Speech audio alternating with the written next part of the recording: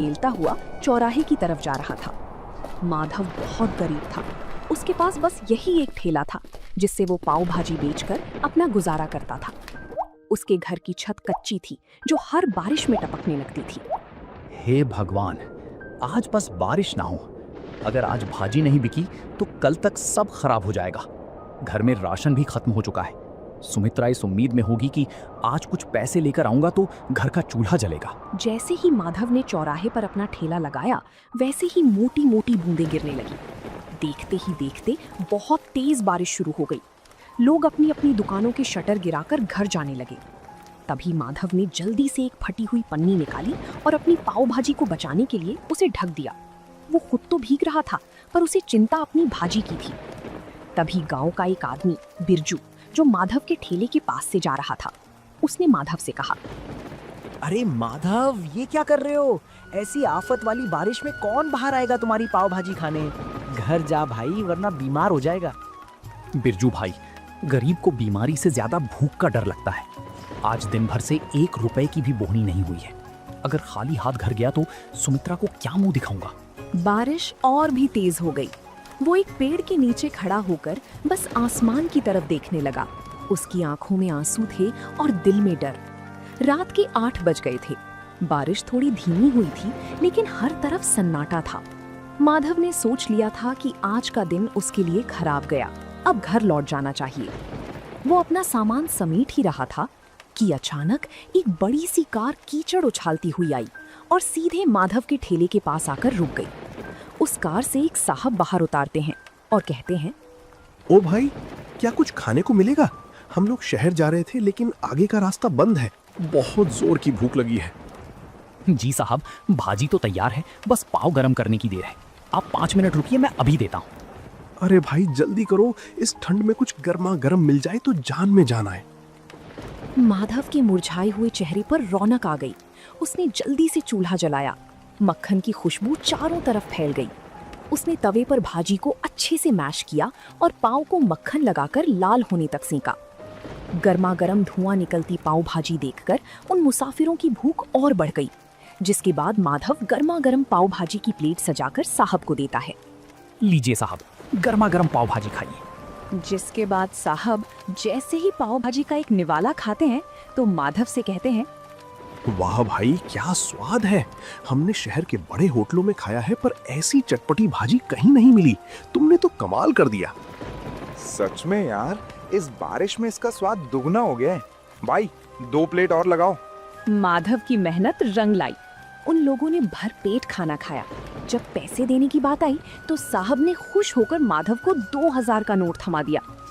साहब, ये तो बहुत ज्यादा है। मेरे पास तो छुट्टी भी नहीं है। रख लो भाई, इस मुसीबत में तुमने हमें खाना खिलाया, ये उसके लिए छोटा सा इनाम है। खुश रहो। गाड़ी वहां से चली गई। तभी माधव ने उस नोट को अपने सिर से लगाया और भगवान का शुक्रिया किया। वो जल्दी जल्दी अपना ठेला लेकर घर की तरफ भागा। उसे लग रहा था जैसे आज वो दुनिया का सबसे अमीर आदमी है, पर उसे नहीं पता था कि गांव का ही एक लालची आदमी राजेश ये सब छिपकर देख रहा था और उसके मन में जलन पैदा हो रही थी। राजेश गांव में एक छोटी सी किराने की दुकान चलाता था, लेकिन उसका दिल बहुत छोटा था। जब उसने देखा कि कल रात माधव ने एक ही बार में 2000 रुपए कमा लिए, तो उसके पेट में वो बात पच नहीं पाती। वो सोचने लगा कि अगर ये गरीब पावभाजी वाला ऐसे ही पैसे कमाने लगा तो कल को ये मेरी बराबरी करने लगेगा। जिसके बाद उसने अपने चेले से कहा, देख रहा है कल्लू, कल तक जिसके पास नमक खरीदने के पैसे नहीं थे, आज उसके ठाठ देख। ये शहर वाले भी पागल है, कहीं भी रुककर कुछ भी खा लेते हैं। हमें कुछ ऐसा करना होगा कि इसकी दुकान पर कोई कदम भी ना रखे। शाम को फिर से हल्की हल्की बूंदाबांदी शुरू हो गई। माधव अपनी भाजी तैयार कर रहा था। तभी राजेश अपने 2-3 साथियों के साथ वहां पहुंचा और जानबूझकर शोर मचाने लगा। अरे छी छी माधव, ये कैसी बदबू आ रही है तेरे ठेले से? इस भाजी में सब्जियां सड़ी हुई इस्तेमाल कर रहा है क्या? कल रात शहर वालों को तो ठग लिया और अब हमें बीमार करने का इरादा है क्या? नहीं राजेश भैया, ये आप कैसी बात कर रहे हैं? सुमित्रा ने सुबह ही मंडी से ताजी गोभी और मटर लाकर दिए हैं और अपने ठेले पर सफाई का पूरा ध्यान भी रखता हूँ। अरे चुप कर, सबको दिख रहा है कि तू बारिश के गंदे पानी में पाँव सेक रहा है। गांव वालों सुन लो, अगर माधव की पाव भाजी खाई तो पेट खराब होना पक्का है। कल रात जो लोग खाकर गए थे, सुनाए उनकी तबीयत बिगड़ गई है। राजेश की बात सुनकर जो एक दो लोग आने वाले थे वो भी ठिठक गए। गांव में अफवाह आग की तरह फैलती है।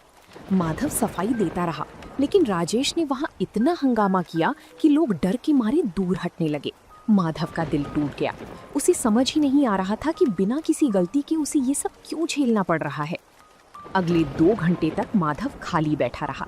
बारिश तेज होने लगी थी और राजेश दूर खड़ा ये सब देखकर हंस रहा था। तभी अचानक वही गाड़ी फिर से आकर रुकी जो परसों आई थी। गाड़ी से वही साहब बाहर निकले, लेकिन आज उनके साथ उनकी पत्नी भी थी। साहब मुस्कुराते हुए माधव के पास आते हैं और कहते हैं, नमस्ते भाई, आज हम खास तौर पर तुम्हारी पाव भाजी खाने के लिए शहर से यहाँ तक आए हैं। मेरी पत्नी को तुम्हारी भाजी का स्वाद इतना पसंद आया कि उसने आज घर पर खाना ही नहीं बनाया। साहब, पर यहाँ तो लोग कह रहे हैं कि मेरी भाजी खाकर आपकी तबीयत खराब हो गई थी। अरे कौन फैला रहा है ये झूठ? हम तो कल से और ज्यादा तरोताजा महसूस कर रहे हैं।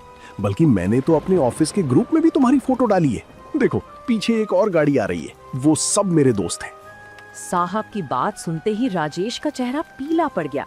देखते ही देखते वहां 3-4 गाड़ियां और रुक गईं। माधव ने फुर्ती से काम शुरू किया। ताजे मक्खन और मसालों की ऐसी महक उठी कि गांव के जो लोग राजेश की बातों में आ गए थे वो भी अपनी भूख नहीं रोक पाए। तभी गांव का एक बुजुर्ग माधव के ठेले पर आकर बोलता है, माधव बेटा, हमें माफ करना, हम इस राजेश की बातों में आ गए थे। हमें भी एक प्लेट पाव भाजी खिलाओ, इसकी खुशबू ने तो भूख जगा दी है। उस रात माधव की सारी भाजी बिक गई। राजेश शर्म के मारे वहां से खिसक गया। माधव ने आज सिर्फ पैसे ही नहीं कमाए थे, बल्कि राजेश की साजिश को भी नाकाम कर दिया था। माधव की दुकान अब गांव और शहर दोनों जगह मशहूर होने लगी थी। हर शाम उसके ठेले पर भीड़ जुटने लगी थी। सुमित्रा भी अब घर पर माधव की मदद करती और दोनों मिलकर और भी स्वादिष्ट मसाले तैयार करने लगे। लेकिन माधव का सपना अब बड़ा हो गया था और एक रात जब माधव घर लौटा तो उसने देखा कि सुमित्रा छत से टपकते पानी को रोकने के लिए बर्तन रख रही है। पूरी रात दोनों सो नहीं पाए क्योंकि बिस्तर भीग चुका था। और तभी उस रात माधव ने एक बड़ा फैसला लिया। सुमित्रा, अब बहुत हो गया। कब तक हम इस टपकती छत के नीचे रात गुजारेंगे? भगवान की दया से अब हमारे पास कुछ पैसे जमा हो गए हैं। मैं सोच रहा हूँ कि अब ठेला छोड़कर एक छोटी सी दुकान किराए पर ले लूं। दुकान? पर उसके लिए तो बहुत पैसे लगेंगे और गांव के चौराहे पर दुकान मिलना भी तो मुश्किल है। कोशिश करने में क्या हर्ज है? अगर एक बार पक्की दुकान हो गई तो बारिश में भी धंधा बंद नहीं होगा और लोग आराम से बैठकर खा सकेंगे। मैं कल ही सरपंच जी से बात करूंगा। अगले दिन माधव सरपंच जी के पास गया। सरपंच जी ने माधव की मेहनत देखी थी, इसलिए उन्होंने उसे चौराहे के पास एक पुरानी दुकान किराए पर दिलाने में मदद की। माधव ने दिन रात एक करके उस दुकान की सफाई की और उसे एक छोटी सी पाव भाजी ढाबे का रूप दे दिया। माधव के ढाबे का नाम रखा गया माधव पाव भाजी सेंटर। उद्घाटन के दिन माधव ने पूरे गांव को न्योता दिया। उसने सोचा था कि पुरानी बातें भूलकर वो राजेश को भी बुलाएगा ताकि गांव में भाईचारा बना रहे। जिसके बाद माधव राजेश की दुकान पर जाता है और कहता है, राजेश भाई, आज मेरी छोटी सी दुकान का उद्घाटन है, आप जरूर आना, मुझे बहुत खुशी होगी। बड़ा आया दुकान खोलने वाला। 2 दिन क्या शहर वाले रुक गए, तू तो अपने आप को राजा समझने लगा। जा, मैं नहीं आने वाला तेरी सड़ी हुई दुकान पर। माधव उदास मन से वापस आ गया। शाम को ढाबे पर खूब रौनक थी। मुसाफिर, गांव के लोग और बच्चे सब बड़े चाव से पाव भाजी खा रहे थे। तभी अचानक कुछ ऐसा हुआ जिसकी किसी ने उम्मीद नहीं की थी। गांव के कुछ आवारा लड़के, जिन्हें राजेश ने पैसे देकर भेजा था, ढाबे के अंदर आए और शोर मचाने लगे। और एक लड़का जानबूझकर प्लेट नीचे गिरा देता है और कहता है, अरे ये कैसी भाजी है? इसमें तो कंकड़ पत्थर हैं। तुम लोग हमें बीमार करना चाहते हो क्या? माधव सन्न रह गया। उसे पता था कि भाजी उसने खुद छानी है, उसमें कंकड़ हो ही नहीं।